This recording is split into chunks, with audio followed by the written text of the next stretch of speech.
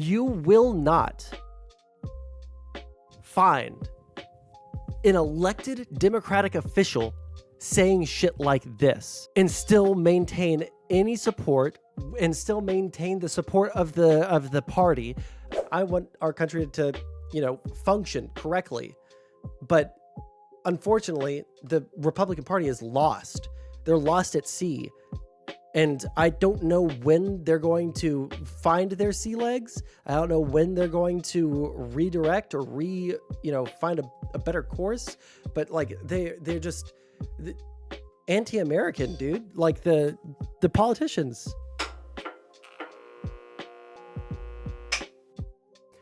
On unwitting Americans to spread election disinformation, U.S. officials say.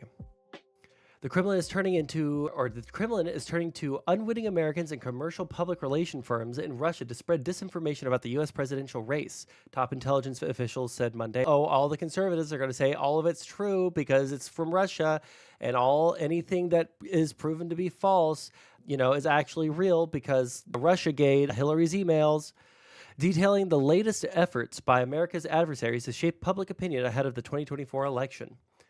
The warning comes after a tumultuous few weeks in U.S. politics that have prompted Russia, Iran, and China to revise their propaganda playbook rapidly. What hasn't changed, intelligence officials said, is their determination to seed the internet with false and incendiary claims about American democracy to undermine faith in the election. The American public should know that content that they read online, especially on social media, could be foreign propaganda, even if it appears to be coming from fellow Americans or originating in the United States. Yeah, they'll use like VPNs and make it look like they're from the United States. The ultimate goal... Oh, well, stop. The disinformation can focus on the candidates or voting or on issues that are already the subject of debates in the United States, such as immigration, crime, or the war in Gaza. The ultimate goal, however, is to get Americans to spread Russian disinformation without questioning its origin. People are far more likely to trust and repost information they believe is coming from a domestic source, officials said. Fake websites designed to mimic U.S. news outlets and AI-generated social media profiles are just two methods. Foreign influence actors are getting better at hiding their hand and getting Americans to do it, said the official who spoke alongside officials from the FBI and the Department of Homeland Security. If you've never looked at any of this stuff, if you don't know anything about the Russian disinformation stuff, you guys need to look at Ryan Macbeth. This guy is he is very smart, and I think he describes himself as the Neil deGrasse Tyson of cybersecurity, of intel, of stuff like that. Russian disinformation is disinformation. That's very true. They just do the disinformation. But the reason he calls himself the Neil deGrasse Tyson of the intel community is he's the public-facing, explain it all to everyone in a way that they can understand type person, right? Let me see here. Oh, no, this one. In one measure of the threat, officials tracking foreign disinformation say they have issued twice the number of warnings to political candidates, government leaders, election offices, and others targeted by foreign groups so far in the 2024 election cycle than they did the 2022 cycle. On a scale of 1 to 10, how close are we to civil war? A 2. Where we have massive social, issues, but there's never been a civil war in a country as developed as the United States, as a country as developed as a first world nation. In a liberal democracy like this, it just doesn't happen unless there's some major issues. There has to be a really bad economy, and then major issues happening abroad, and major issues happening at home. And then usually what sparks it off is some specific inciting event with an unpopular leader. We're at least a 4 or 5. No way. It's just not happening. And we shouldn't want it to happen. I don't want a civil war to happen. All the people, if you see someone talking about civil war constantly, they want it to happen. They want it to happen. Even the ones that sound like they're scared, listen, I don't want this to happen, but I'm super scared of a civil war. You're talking about it because you want to see what the person that you're talking to about it with is on your side, so that you can feel okay, well, if those dumb Republicans in the South want to, rise up against the U.S. government, then they can eat drones. And I mean, like, to a certain degree, like, I'll respond that same way because that's the reality of it. But I genuinely don't want it to happen. I want our country to, function correctly. But unfortunately, the Republican Party is lost. They're lost at sea. And I don't know when they're going to find their sea legs. I don't know when they're going to redirect or find a better course. But like they're just anti-American, dude. Like the politicians. It wouldn't be regional like the 1800s were. I don't think that there's going to be a civil war in the United States. It's just not going to happen. Ask me that in like 2-3 years, see if something crazy's happened. But like as it is right now in the trajectory that we're going, tensions have simmered down since 2022. And 2022, they had simmered down since 2020. Joe Biden has been a calm, quiet, milquetoast president that hasn't been inciting people into, action. I do think that if Kamala Harris gets elected, I just saw a DM that I can't watch on stream. Keep in mind, though, that Biden was a not Trump vote. Sure. But the radicalization on both sides, I actually don't think so. I would have agreed with you a couple of months ago, but the far left in the real world is dying. And it's been dying for years. There's been massive, pro-Palestine protests and stuff like that.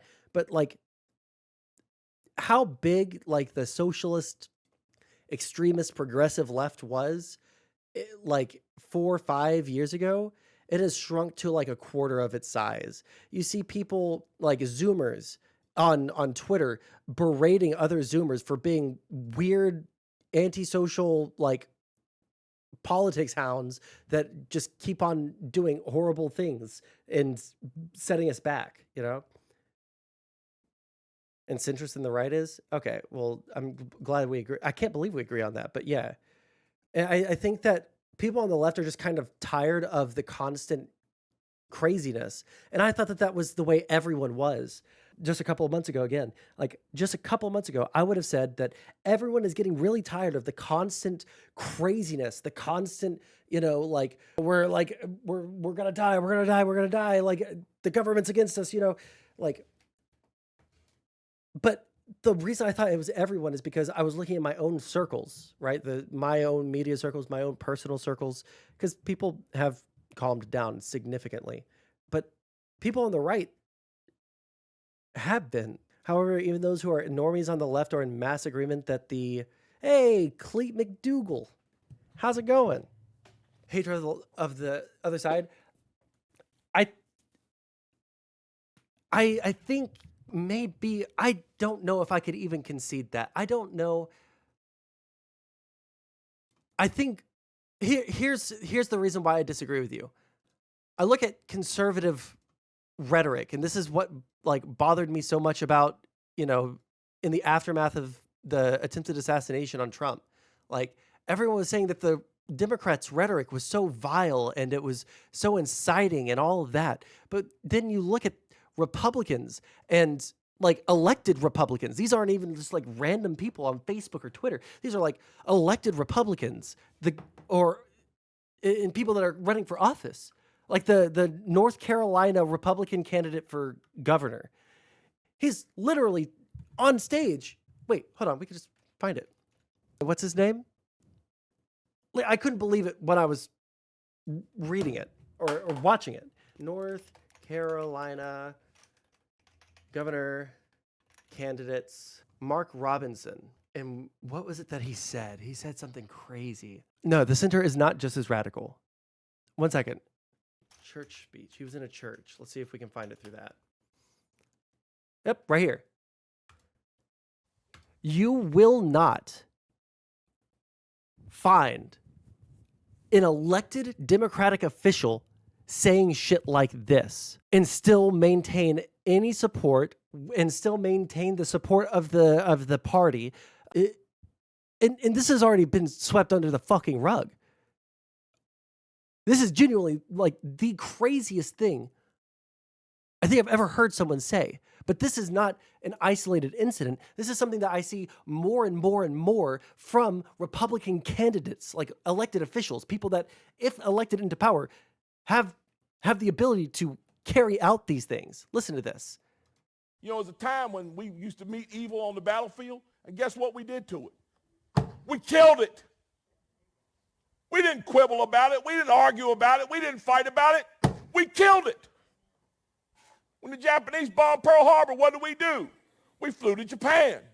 And we killed the Japanese Army and Navy. We didn't even quibble about it. I didn't start this fight. You did. You wanted to be left alone. You should have left me alone. We didn't argue and capitulate and talk about, well, maybe we shouldn't fight the Nazis that hard. No, they're bad. Kill them. Some liberal somewhere is going to say that sounds awful. Too bad. Get mad at me if you want to.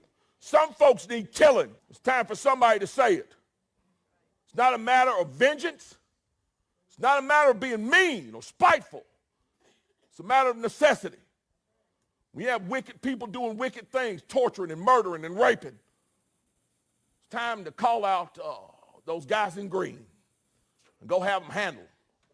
Or those boys in blue and have them go handle it. He's talking about left-leaning people, Remy. That hatred on both sides is bad. The hatred on both sides is bad, but it's heavily skewed on one side. But not commies, no different. No. I know what you mean by radical. I'm saying that this sort of rhetoric is accepted on the right, but it's not accepted on the left. The Venezuelan opposition can prove it was stolen in their press conference. We'll look at that in just a second. It's just like, how many times did people, large figures, including politicians, including Trump, laugh about Paul Pelosi getting hammered in the head by a crazy guy, an 80-year-old man getting assaulted in his home because the guy was seeking to kill a former politician. How many times? Who was that New York progressive, local politician in New York City who got stabbed while he was on a date, and it got caught on camera, and all the conservatives were laughing about it, saying, oh man, see, this is what happens when you're a soy liberal, or oh, man, he could have taken out the girl too, two less Democratic voters.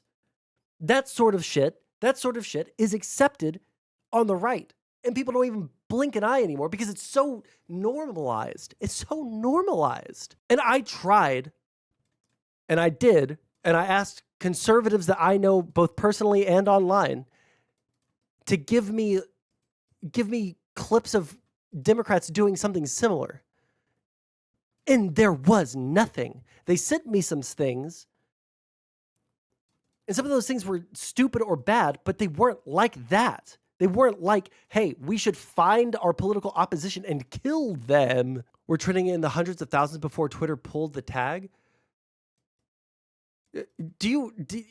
Nair, have you missed the qualifier that I've put on this a billion times? Elected or campaigning Republican politicians, people that would actually have the power to do that, and they just don't. Now, many with all. Oh, hold on. That I don't want to watch that right now. First 1 minute, okay. If it's only the first minute. With due respect, that is all bullshit. Yeah. Trump is not Adolf Hitler. Adolf Hitler murdered 12 million people, killing 6 million Jews in a Holocaust. Okay. There is no comparison to be made between Adolf Hitler and the Nazis and Donald Trump. And to persistently make it, as you and many others on the left have done for years since he first ran in 2016, I think has been part of... This guy's filming on this guy's camera is like a Razor Motorola phone from 2005. What the... The problem of the political discourse in America. If you keep calling a guy Hitler, is it completely insane? See, comparing Trump to Hitler is supposed to be the same thing as the things that Republican politicians are saying about voters for the Democratic Party. I think that at some point somebody's going to say, well, in that case, if he really is the new Hitler, we've got to kill him. I mean, wouldn't you be the first to construct a moral argument that if somebody is literally the new Hitler right now on this planet, there is an absolute moral imperative, indeed duty, to kill that person? Otherwise, he's not the new Hitler. Okay. He can't be both. Let's unpack. There's a lot there, Piers. You said a lot there and played a very long chunk. Let's respond to some of the things. First of all, you say that's all bullshit, you said, playing that clip a moment ago. That clip ended with Willie Geist of NBC reporting that Donald Trump said Hitler did some good things. How is that bullshit? That's what Donald Trump said. Because if you read the whole context of what he actually said that day, it's a deliberately misconstrued tiny part of what he said. It's not. It is actually. It's not. It's what John Kelly said. Well, hold on. You're a long... The diehard loyalty is deeply concerning. But see, like, the diehard loyalty, and maybe we agree. Oh, wait, hold on. There was something up here that I missed. The best thought I had about this Trump being Hitler talking point is that Trump is not Hitler, but his followers have attributes that prove easily manipulated. Oh, they prove easily manipulated should a Hitler-like politician take office, and that what concerns me about the right. I think that yes and no. Yes and no. Trump isn't literally Hitler, but that's because even Hitler at the beginning of his, rule in Nazi Germany, it wasn't like immediately all the Jews were being killed, right? There was like a slow warm up of things. And that does concern me that if Trump gets elected now and stuff like the Project 2025 stuff, which at first I kind of discounted because I thought that it was kind of stupid and I didn't think that it was actually something that would get through. But I watched a documentary last night where they interviewed people that were part of Project 2025. Trump has disavowed it, in his words, but all these people are slated to be part of his platform or part of his cabinet rather. And they helped write Project 2025. They would be the people in charge in the executive branch of doing all the things in Project 2025. There is no separation between Trump and Project 2025. There is none. And if they do that, it would be essentially a soft coup on the government. Again, it's not much to worry about. I thought so too, but only in the past 3 days. Maybe I'll hear something else that will change my mind again, but only in the past 3 days that I think that there was any real danger there. But it's actually as bad as people make it out to be. There were similar initiatives set up by another org several years ago. Yeah, but were those people directly in? Now, they might have been, but were those people directly in the president's cabinet and had the positions to carry those things out and they just didn't or weren't allowed to or weren't able to? Because everything that they have laid out are specific things that are within the purview of the positions that they would be holding. And it would basically create only yes men around the president who now has God powers from the Supreme Court. Remember exactly the org? If you can find me something on that, that would be helpful. I don't want to live in terror, okay? I don't want to live in a world where I think that Project 2025 is as bad as people make it out to be. Because if it isn't as bad as people make it out to be, that'd be awesome. But the soy screeching that I was poo-pooing before, I've changed my position on that. It actually is just as bad as people make it out to be. Please send me something that assuages my fears on it. Because again, I was where you were just, earlier this week. Or I guess within the past week. But hearing the people themselves talk about it and try it, their nice version of Project 2025 that they're trying to, relay to the public as people that are going to be part of Trump's administration is horrifying. Actually horrifying. He always finds a way to win. And when he's back in our White House, America is going to start winning again. He's got a higher IQ than any man alive. He's going to fix everything. The price of food and gas and housing is out of control. And the only person who can clean this up is Donald Trump. He'll fix the problems with all the dead crops. He's going to make them grow. Let's assume it is valid. Would that not mean that the fear should be heightened and would only bolster my point?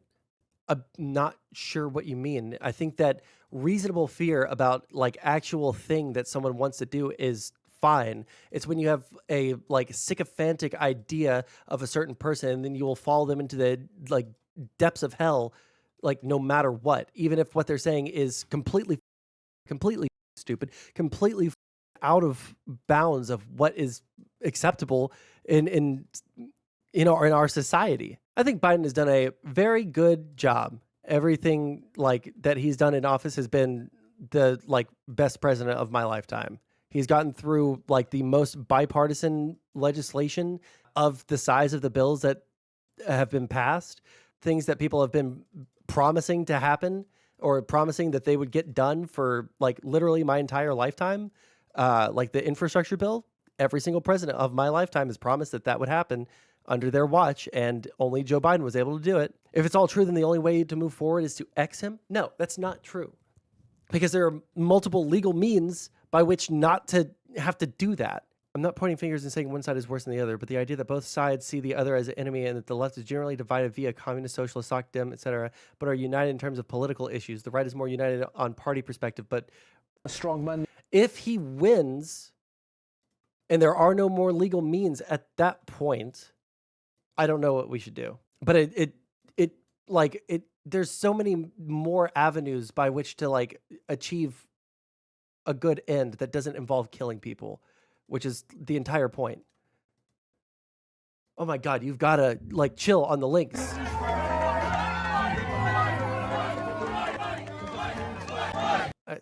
don't understand what that was supposed to get across. No, it's not. Doesn't laws have to, well, what they're trying to do is dismantle the administrative state completely. So that would involve a bunch of unelected officials that are directly appointed by the executive, which would be the president. And if they are able to do that and completely dismantle the administrative state to like only do the bidding of what the executive wants, and the executive also is completely immune from criminal prosecution, and like all but the, in basically almost every single case, according to the wording of the Supreme Court decision, like basically just has no criminal liability, then they can do basically whatever they want. Yeah. There would still be roadblocks up, but the roadblocks would be significantly hampered by the fact that one entire branch of government is seeking to upend the entire system, which would be against the will of the people. Because, you know, if you want to do something that's that insane, usually you'd have to like pass a constitutional amendment, you know, something like that. And that would require, you know, 2/3 of the states to get involved, or I can't remember what the other. It's either 2/3 of the states or a 2/3 majority in the Senate, I think. I can't remember exactly, but it's either 2/3 of the states or a 2/3 majority in the Senate, I think. I can't remember exactly, but I'm also not like 100% paying attention to chat. I can't like said within the scope of the president, but they didn't define that. They said whatever's within the scope of the president or in the outer reaches of the scope of the president. Well, welcome. For people that are new, if you're watching on YouTube or if you're watching on Kick, I'm Sondsol. I am a political science student. I like to talk about politics. I like to argue about politics. We talk about all sorts of fun things on here, like drama and politics. And I like to argue with people in chat about a lot of different things. Like, comment, and subscribe. I don't like to shill. Also,